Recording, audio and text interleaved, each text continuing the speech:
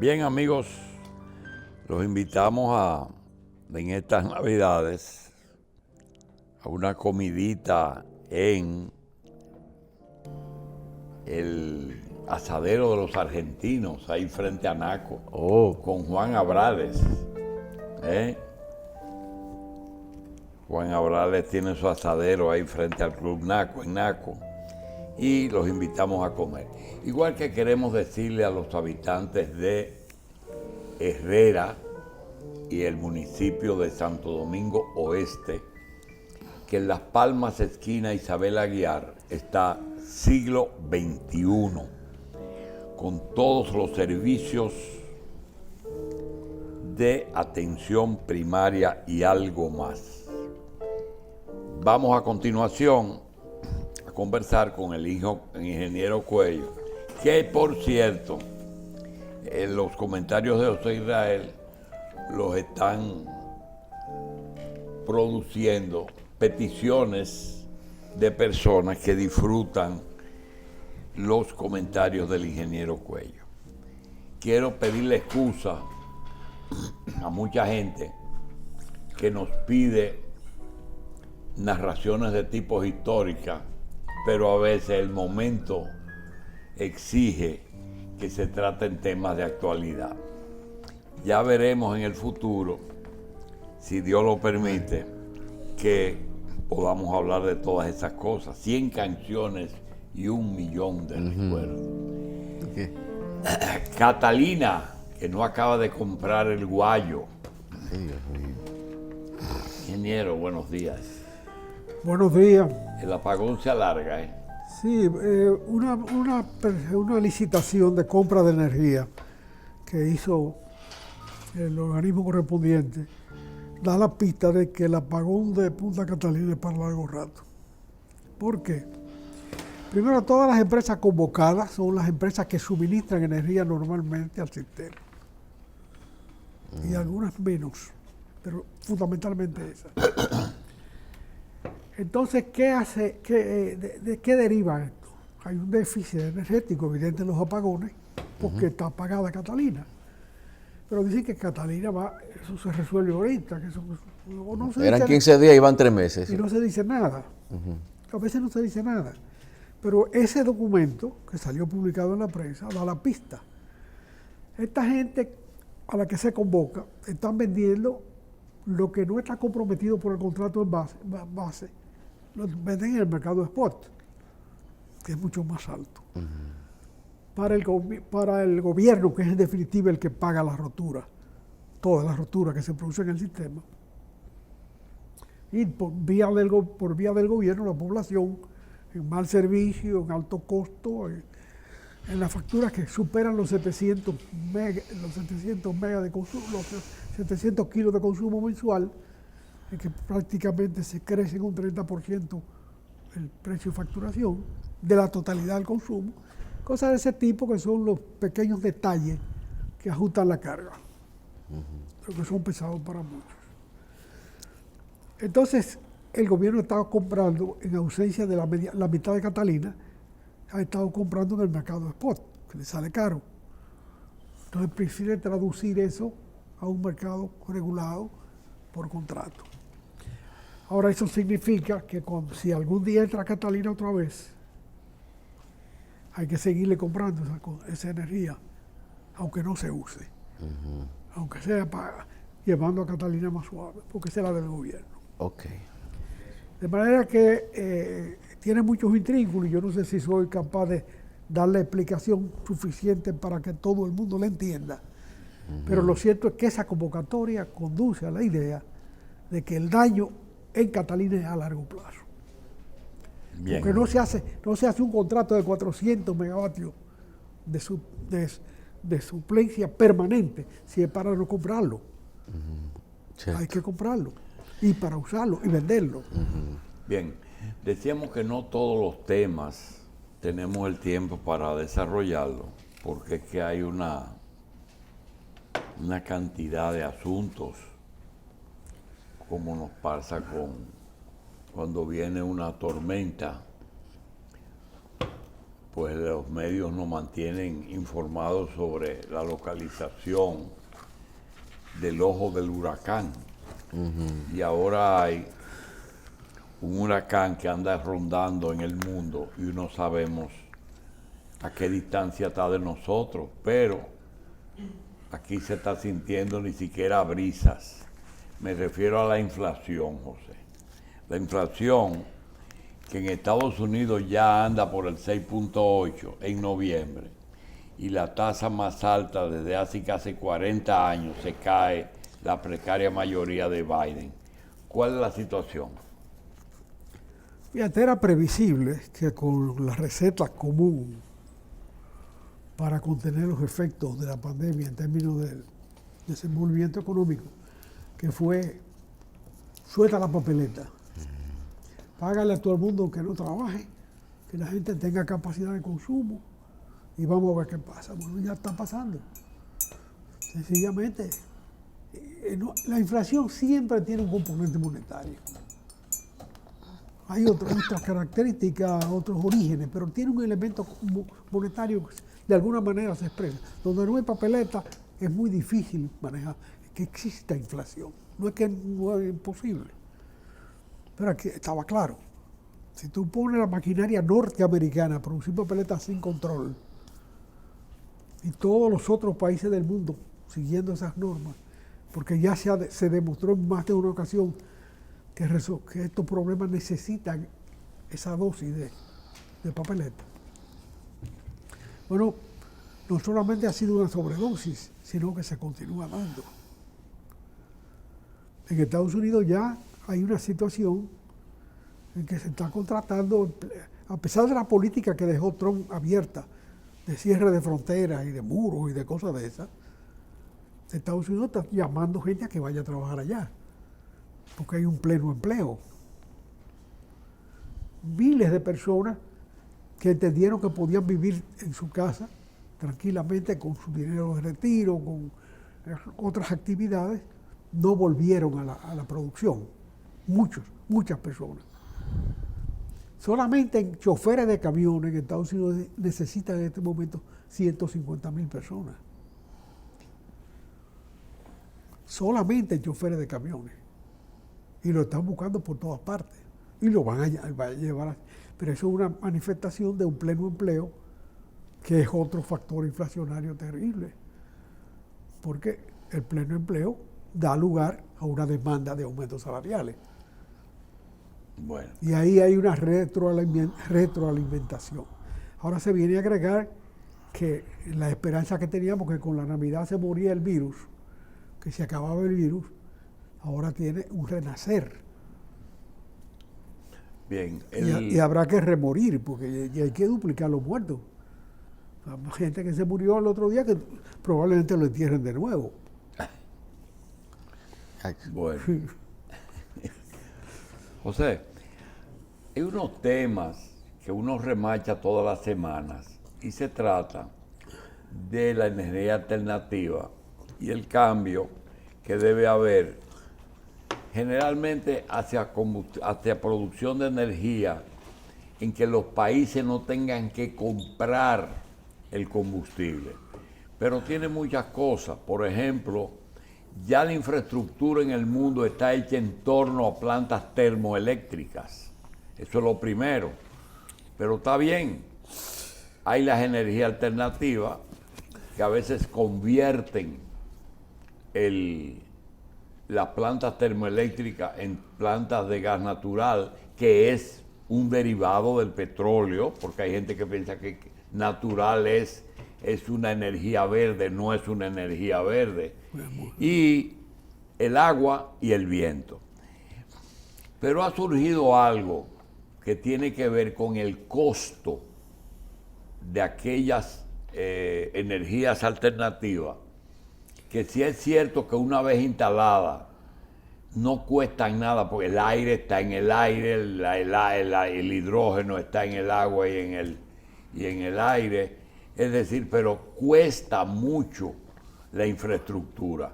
Pero hay una que cuesta tanto y es tan peligrosa que definitivamente se ha descartado, pero una vez instalada se vive en una constante zozobra porque puede ocurrir un accidente y también se vive, se hace una inversión muy alta. Se trata de la termonuclear. Háblanos un poquito, ¿por qué si es una energía que una vez instalada es tan eficiente, su peligrosidad hace que todavía el hombre no pueda blindar una planta? Fíjate, los daños de la energía termonuclear comienzan por su empleo en la guerra. Estados Unidos le dio un final a la guerra con Japón, ensayando la explotación sobre ciudades, sobre Hiroshima y Nagasaki, de sendas bombas atómicas, bombitas pequeñas relativamente, pero que se llevaron cientos de miles de personas en una madrugada, en cada sitio. Bueno, ese fue el ensayo, la guerra terminó, fue un éxito para los americanos, sobre todo porque esa fue una bomba que se tiró en Japón, pero iba dirigiendo ¿a quién? A Rusia. A las tropas rusas que estaban ocupando Alemania ya, y que podía llegar hasta París, porque la situación de Francia era ambigua.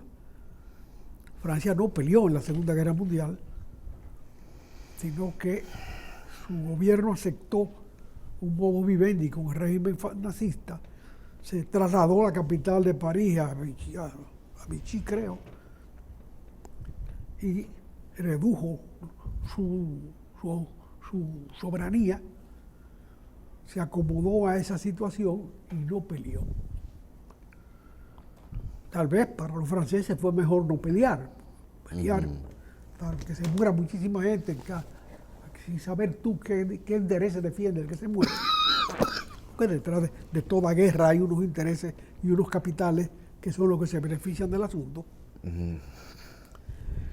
Y en definitiva, la posibilidad de que los rusos llegaran hasta Francia era clara.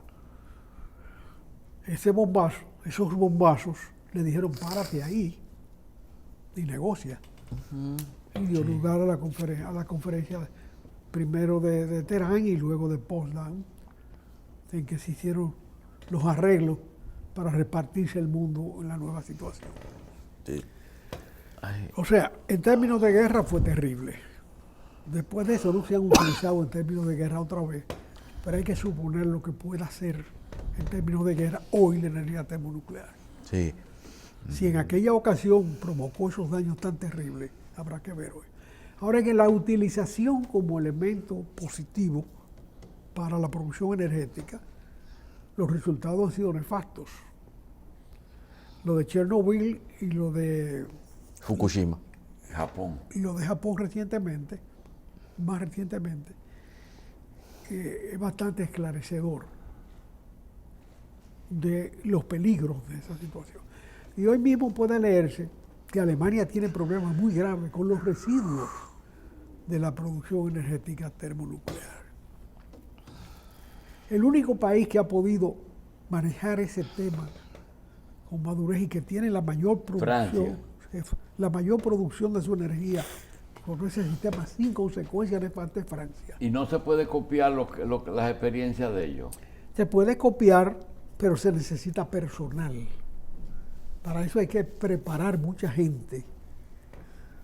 Y ya vimos como un técnico que probablemente tenía méritos para para escalar posiciones altas, fracasó en Punta Catalina porque manejar el trabajo técnico es distinto a administrar el negocio. Ya vimos cómo se arruinó una persona ahí, que se está manchado para siempre. Fracasó en Punta Catalina. Eso no le hace bien a ningún profesional. Entonces, si tú no tienes con quién trabajar, ten cuidado con lo que te pones a hacer.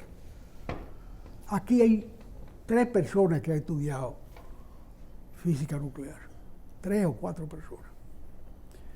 Y se desgastan. No, eso es tanto así. Rodando de universidad en universidad. Dando clases. Y dando clases de matemáticas. Eso es tanto que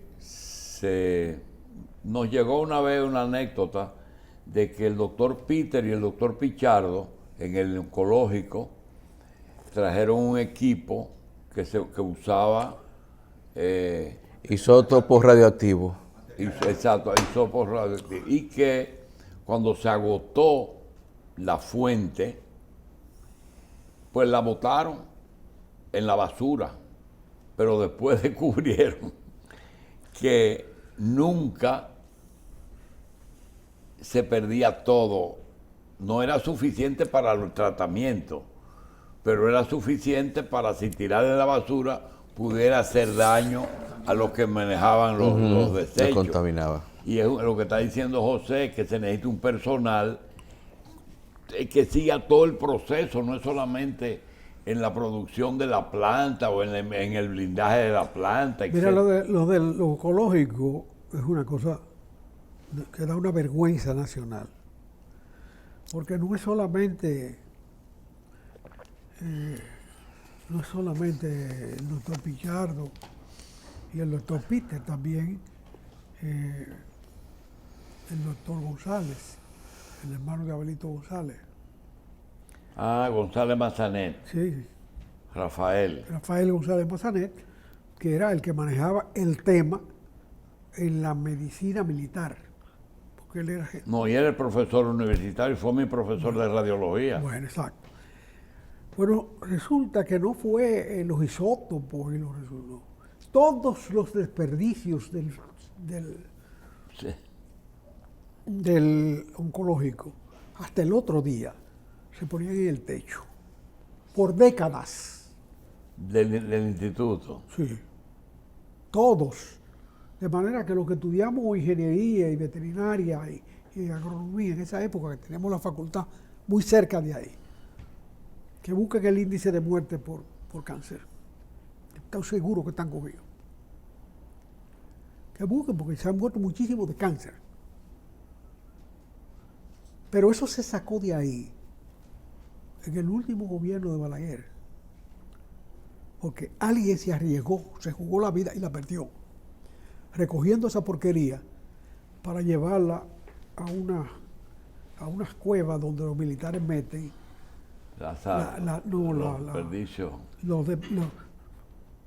los explosivos cuando ya peligrosos, cuando ya pueden explotar por su propia existencia. Entonces los meten ahí para que exploten dentro de esas cuevas. Un técnico formado en energía nuclear tenía como tarea trasladar desperdicio, recoge basura, que es un problema que tiene Alemania hoy. Hoy tiene ese problema Alemania, la gran Alemania unificada. ¿Qué hacer con los desperdicios nucleares? De producción energética eficiente y barata. Otro tema, José. Entonces, no hay que jugar con eso. El próximo elemento, el accesible, inmediato, para lograr una energía verde, como le llaman, o sea, que no haga daño, es el hidrógeno. Yo parezco que que tengo un negocio de hidrógeno. No tengo un negocio de nada. Y mucho menos en energía. Pero no se puede tampoco insistir en los combustibles fósiles que tanto daño hacen y han hecho en el país. Entonces las opciones están ahí. Pero hay que advertir, porque ahora como alternativa frente al hidrógeno han desencamado la energía nuclear. Primero, no reduce la dependencia, porque los elementos costosos de la energía nuclear, que es la tecnología y el combustible, los materiales radioactivos necesarios para producir la energía, hay que importarlos. Y volveremos a tener otra dependencia. Hoy el gobierno está encajando la salsa de precios del petróleo. Eso no dura mucho. Eso tiene un límite. ¿Una experiencia de producción de energía termonuclear? ¿A dónde? ¿Aquí? Puerto Rico. Puerto Rico. Creo que sí, que se hizo un ensayo. Ahí está la planta abandonada. Sí, creo que se hizo un ensayo. Bien. Otro. Si ellos producen y hay que traerla con cable, eso es un Sí, problema. que se pensaba que Puerto Rico le vendiera en la época de crisis aquí en República Dominicana. Sí, que se habló Puerto de Rico eso. Se habló vendiera de eso. energía a República Dominicana. Y esa es una posibilidad, porque esa planta está ahí, pero que la manejen ellos, allá. Porque ahora Puerto Rico tiene un excedente de producción, de capacidad no utilizada, que podría ser empleable Bien. aquí. José, decía Carlos o el maestro Solano en la pausa que la pandemia pica y se extiende. Realmente los gobiernos ponen interés, primero porque es un deber de los estados, de los gobiernos, dar servicio de salud a todos sus habitantes. Y cuando hay una pandemia, pues es una obligación. Y dar ese servicio cubriendo el Estado el costo, porque los seguros no tienen recursos para enfrentar esos gastos. Eso es lo primero. Pero cuando hay unas renovaciones o nuevas cepas, cuando tú tienes que ya tenemos desde noviembre del 2019, y estamos casi en el 22, y ahora nos están hablando de una nueva cepa, quiere decir que nosotros vamos a tener algo como la influenza, una vacuna todos los años, cosa que no sería terrible, porque una vacuna todos los años se le pone siempre, pero el problema es que de no ponérsela corre un alto riesgo de muerte. Y realmente, ¿cuál debe ser la actitud en ese momento? Cuando ya uno está cansado y los gobiernos no quieren alarmar mucho, pues entonces el turismo, etcétera, etcétera. Mira, lo más preocupante de esto es que se ha politizado el tema de la vacuna. Hay un partido pro vacuna y un partido anti vacuna. Eso es una simpleza espantosa. ¿Tú recuerdas cuando en la escuela primaria éramos Chevrolet y Ford? Se peleaba por la General Motors o por la Ford. Fabricación ordinaria y rotura diaria, se le decía a los de Ford. Y a los de Chevrolet y General Motors, grande, malo y caro, por sus siglas. Esa era la garata de la escuela. Y esto no se puede trivializar a ese extremo. Hay familias rotas en este momento, porque hay uno o dos que dicen, yo no me vacuno. Entonces, así no se puede. Pero en Estados Unidos es así también. En el mundo entero. En el mundo entero la irracionalidad se ha cogido el tema. Eso no es un problema de partidos políticos. Los problemas científicos son. Pero en todo pasa así, con la política pasó lo mismo. Bueno, pero la política es la política. Nosotros sí, pero también teníamos el problema de que uno sentía que si uno no era socialista, era un enemigo de la sociedad. Sí. Y resulta después que eso resultó que no funcionó y el capitalismo sigue siendo el mayimbe de la bachata. Y en todo es así, las familias se han dividido por eso, porque me vacuno y no me vacuno. Sí, pero en el mundo entero. En el mundo entero. No te vacunas, eres irresponsable, antipatriota y todas esas cosas. Cuando el fanatismo entra en ese problema, eso es lo peor, ese es el peor síntoma de la situación de hoy. Que es esa división radical. Bueno, ¿por qué Boris Johnson puede perder el empleo en el Reino Unido? Bueno, porque ya perdió todos sus atributos. Él le hizo coquilla a la autonomía de Gran Bretaña, ganó elecciones, llegó a ser primer ministro, hizo el Brexit, y ahora resulta que no funciona. No funciona, y si no funciona su fórmula, bueno, hay que volver atrás. ¿Y qué otro país asumió la misma posición de Johnson? Ninguno, porque, óyeme, los enfrentamientos entre Inglaterra, Francia y Alemania tienen varios siglos y han conducido a dos grandes guerras mundiales. Incluyendo, y una tercera que fue la guerra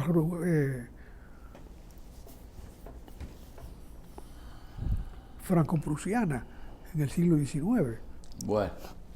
A partir del cual Francia jamás ha ganado una guerra, pero ha logrado aislarse y sobrevivir sin grandes destrucciones. Pero ese no es el único tema que tú manejas y que la gente... Yo soy uno que quiero saberlo.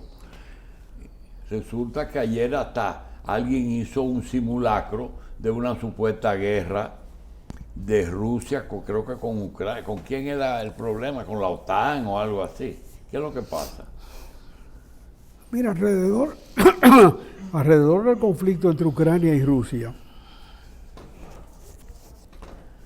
se está incubando una situación que ha dado que pensar incluso en los corrillos norteamericanos, o no sé si en interés de meter la cuchara para su propia cosecha, de la posibilidad de un ataque ruso contra Ucrania simultáneo con un ataque chino contra Taiwán.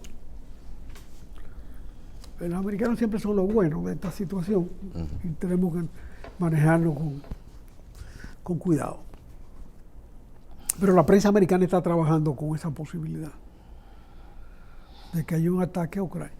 El conflicto de Taiwán con China es totalmente distinto al conflicto de Ucrania con Rusia. Totalmente diferente. Ucrania desde mucho tiempo fue un país adscrito al Imperio Ruso. El Imperio Ruso siempre fue un imperio concéntrico. Nació en el Kremlin, una ciudadela, y se extendió a Moscú, una ciudad, se extendió a Rusia, se extendió a Siberia y se extendió siempre en la periferia. No tenía colonias fuera de su territorio como los otros grandes países del mundo. El primer ensayo fuera de su territorio o su periferia que tuvo, le cayó del cielo Cuba, con Fidel Castro. Un regalo que le dio la posición geográfica y la historia de Cuba, porque en definitiva el triunfo de Fidel Castro es una remembranza de la derrota de España en la guerra de independencia cubana. Y que el puntillazo lo dieron los americanos, se metieron en el conflicto y establecieron su poder sobre Rusia y Puerto Rico y una serie de, hasta Filipinas. Y se repartió el mundo de otra manera. De manera que en el caso de Ucrania, la gran batalla del retorno de los alemanes a su tierra se dio precisamente en territorio ucraniano. Después de la derrota de Stalingrado, de los alemanes, se peleó duro en Stalingrado, en Ucrania. Hay una presa en Kiev, que la vi, que se reventó 2 veces. Una presa sobre el Dnieper, que es la generadora de energía más poderosa que tenía Ucrania hace 20 o 30 años. La tumbaron cuando entraron los alemanes. Alguien la bombardeó, probablemente los alemanes avanzando para allá. La reconstruyeron, porque ellos ocuparon Ucrania durante varios años, hasta que al devolverse los rusos volvieron a destruirla. Y esa presa se ha hecho 3 veces.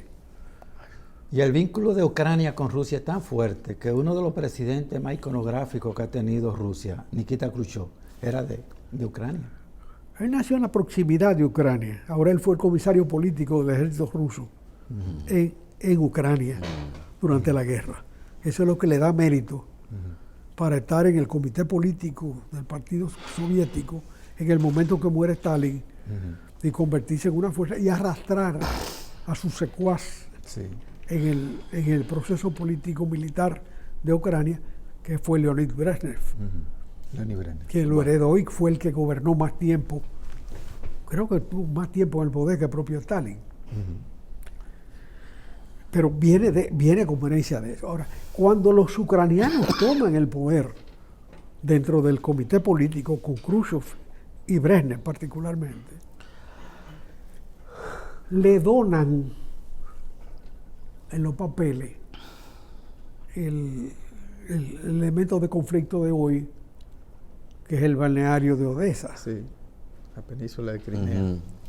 Lo de Crimea, donde instala el poder político soviético, el centro de bienestar de los que gobernaban entonces. Y eso se revierte recientemente. Ese es un conflicto de esa naturaleza. muy pequeña.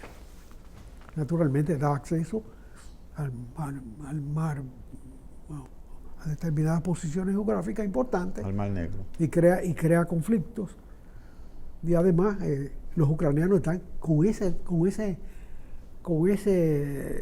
enfrentamiento hoy definiendo su nación. Y esos centros de bienestar que tú señalas han sido un común denominador en todos los países del mundo, independientemente del sistema que lo dirige. Bueno, porque fíjate, originalmente los zares tenían en Yalta su centro de vacaciones. Y eso fue heredado por el poder soviético. Era ese mundo de descanso. Yo recuerdo en una ocasión que alguien se preocupaba por la reelección permanente de Brezhnev como líder. Y uno de los síntomas de que la permanencia era hasta la muerte fue cuando comenzaron a construir un Camp David fuera de Yalta, en territorio ruso. No, ahí están construyendo Camp David, eso es para largo que va. Bueno. Porque los americanos tienen su Camp David también. No quiero Pero yo he oído decir también que una vez, no sé por qué alguien dijo que para Rusia Ucrania es un barril sin fondo, pero o sea, quizás será... todo el sistema colonial periférico de la Unión Soviética terminó convirtiéndose en un barril sin fondo. Ahí no hubo lucha por la independencia de la Unión Soviética. La independencia, los rusos se quitaron de arriba toda una serie de países que se habían convertido en parásitos de ellos. Esa es la realidad. Y hoy son países que están desarrollándose con sus propios recursos. Y el caso de Puerto Rico con Estados Unidos es un parásito. Bueno, pero un parásito que le daba tropas para Corea. Para la tropa no. Ah, bueno. Era carne cañón. O sea, no quiero que te vayas sin que pasó algo ayer. La elección de Gabriel Boric se puede comparar, salvando las distancias, con la elección de Allende. Bueno, tiene elementos comunes, indiscutibles, pero en condiciones muy distintas. ¿Y esa izquierda es la misma? No, bueno, aquí estamos frente a la elección de un dirigente estudiantil. 35 años. Aquí hubo grandes dirigentes estudiantiles aquí en este país a raíz de la muerte de Trujillo. ¿Qué? Aquí, pero a ninguno se le ocurrió postularse a la presidencia de la República. ¿Y él es un dirigente estudiantil? Que no se ha graduado. 35 años tiene. ¿Eh? Entonces él es un atuaidecán de eso. Ay, Dios mío. Sí. Pero Atuay no llegó al poder. Pero Atuay Atuay tiene la familia en el poder, pero él no llegó al poder. no llegó, Pero le dejó. llegó lejos. Le dejó. Pero siempre tuvo le la dejó que fe hacer, ¿eh? hasta más allá de lo necesario. Y bueno. O sea, mira, tengo que hacer este comentario. Espérate, pero el problema es que Allende, que fue un político de mucho ejercicio, de largo ejercicio, Allende enfrentó una situación muy difícil, muy complicada, porque él estaba maduro para llegar al poder cuando Fidel llegó. Pero Fidel llegó antes que él, y eso le complicó la existencia, porque se confundió su poder, o Kissinger confundió su poder con el poder de Fidel Castro.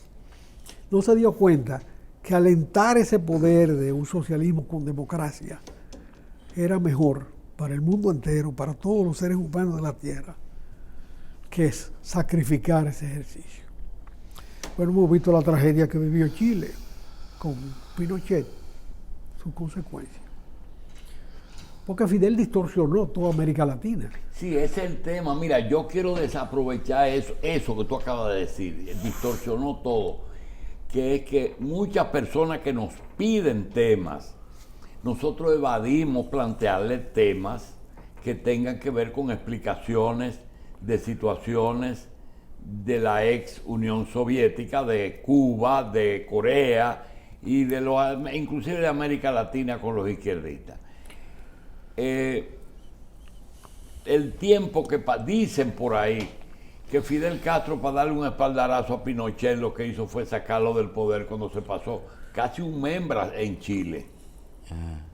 Y otros dicen que Hugo Chávez, tratando de, ya fuera de tiempo, de época, de convertir a Venezuela en una nueva Cuba, metió a Venezuela en un lío. Esas dos cosas es así. Claro, la distorsión que provocó el poder cubano, que tenía derecho a hacer su revolución, Seguro. pero la distorsión fue muy grave, muy grande. En el caso dominicano, por ejemplo, sin la revolución cubana tú no arrancas. Esto arrancó, el motor de arranque de esto con Constanza Maimón y Heterodondo. Un sacrificio que se organizó en Cuba. Pero prendió localmente. Y ahí se enreda en la realidad interna dominicana. El movimiento clandestino 14 de junio es una secuela de Constanza Maimón y Heterodondo. Cuando nosotros llegamos a la 40 en enero del 60, estaban los sobrantes del desembarco. Estaban en la 40. ¿A ustedes se encontraron con gente, con algunos sobrevivientes? A mí me tocó en un programa de televisión como este, con uno de ellos, creo que era Mayobanek, plantearle, ¿qué tú pensaste cuando oíste que había un movimiento clandestino el 14 de junio que estaba cayendo preso en enero? Dice, mira, yo he ido a 100 programas de televisión, nadie me había preguntado eso.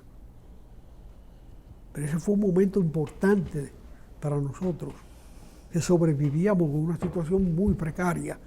En 100 momentos nos podían matar. Entender que habíamos repollado. Pero no solamente se produce el movimiento clandestino, sino que en la represión del movimiento clandestino se produce la carta pastoral de la iglesia. La ruptura de la iglesia católica con Trujillo. Él no va más, él aguántate ahí. Ya, se acabó. Y se acabó la unidad de la iglesia católica con Trujillo. El resto no hay que contarlo, porque Se salvaron por la iglesia católica. Bueno, Esa pastoral y Monseñor Pitini intervinieron en la Pitini firmó la pastoral, pero al día siguiente, pero renunció, siguiente pidió la baja. Pero también le habló por mucho, tú sabes quién está preso, está la sociedad dominicana presa. Y Bueno, porque era muy representativo. Por eso tú ves que todo el que vino, Poncio Póvaro y Baené y el otro se salvaron, pero todo el movimiento se salvó. La invasión murió toda. Ahora, el movimiento se salvó todo. No, el movimiento se fueron muchos muy valiosos.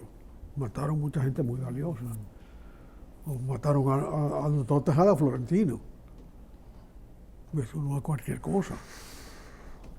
Y eso fue terrible. Bien, señores, yo tengo un comentario que tengo que hacer. Pero hay que decir que ahí se incorporó la oligarquía dominicana también. Tras la iglesia se metió la oligarquía dominicana. Y el señor XZI eran tres turpenes. Sí. Ahí no había Z. No, eso. Bien, señores, más adelante nosotros vamos a tratar el tema de el dime y direte que hay entre el partido del gobierno y la justicia. Pero yo quería decir algo y quiero a José Israel de testigo por lo siguiente. Por razones de edad, el maestro Félix y Carlos, sobre todo, no vivieron en los años 50 algo que se está repitiendo pero de manera jocosa. ¿Qué será? Y se trata de un famoso álbum de postalitas, que fue el álbum más famoso que se ha organizado aquí, que era el de los Caramelitos Zoo.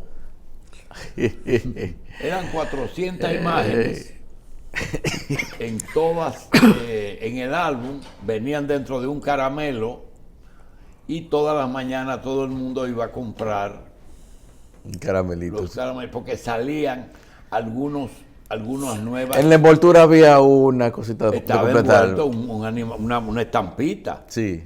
Y entonces esta estampita tenía un animal. Y ese animal, pues, llenaba el álbum poco a poco. Al final habían premios para los que llenaran. Para que consiguiera y la habían viga. vigas. Vigas, sí. Habían vigas. Y la viga era básicamente las que no salían mucho. Y recuerdo que las principales vigas eran el león y el gorila.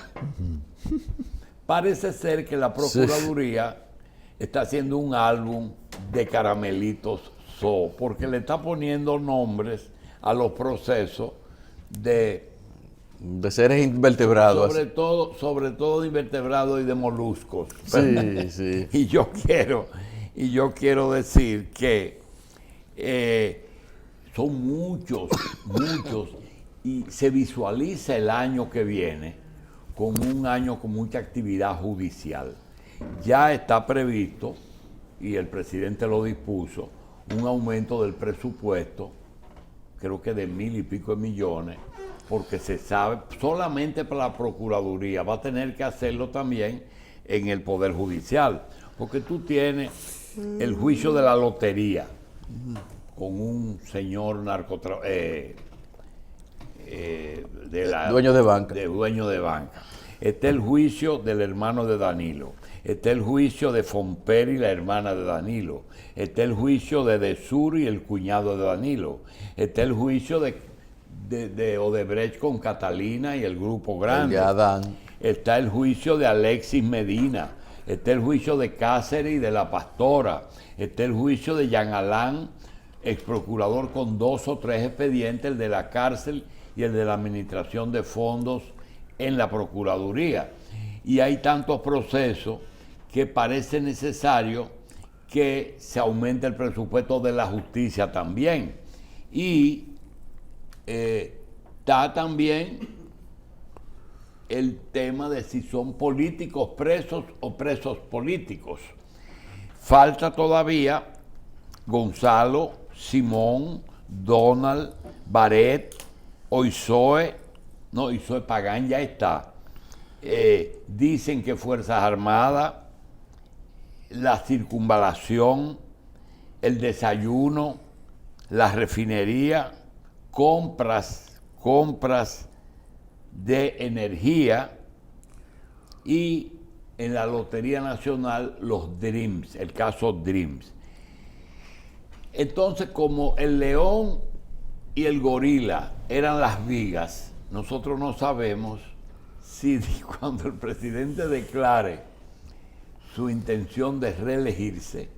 La última viga fue el grajo religioso. ¿Tú te acuerdas? Ese fue famoso. El grajo religioso, Sí, un pajarito que hay en Brasil. Sí, era un ave. Sí, era un un ave pajarito negra. pequeño. Sí, era un pajarito. Sí. Esa fue la última vez y salió en el foro público. Y los torrinos, ahí fue la llegó al primera foro que yo vi. público Yo de que se guardaban para venderla por la izquierda y cosas de esas. Yo decía el otorrinolaringólogo, no, él es el ornitorrinco. ¿Te acuerdas? Que es un animal que tiene pico de pato y cola de pez. Sí. Sí, y ahí aparecieron muchas Que parece cosas. un pato, pero es un mamífero. Había uno que fue un tiempo viga, que era la hiena. La hiena. Pero ese álbum duró mucho entonces. Sí. Porque, Sí, nosotros pasamos como 6 meses gozando con eso, ¿verdad? A veces el dulce dañaba la potalita. Qué frustración. José, ¿tú crees que si entramos en un proceso de reelección como los dos candidatos, las dos vigas van a ser Luis y el gorila y el león? Leonel. Todavía está muy remota la elección, pero se construyen los liderazgos. ¿Verdad? Desde el poder se construyen, Sí, pero en medio de una crisis. pero se difícil destruyen también. también. Sí. Bueno, vamos a ver si hacemos el árbol. Si la Procuraduría promueve un álbum. pero puede aparecer el pájaro negro ese que estaban mencionando también en el panorama. Sí, el grajo religioso. Sí. Vamos a una pausa.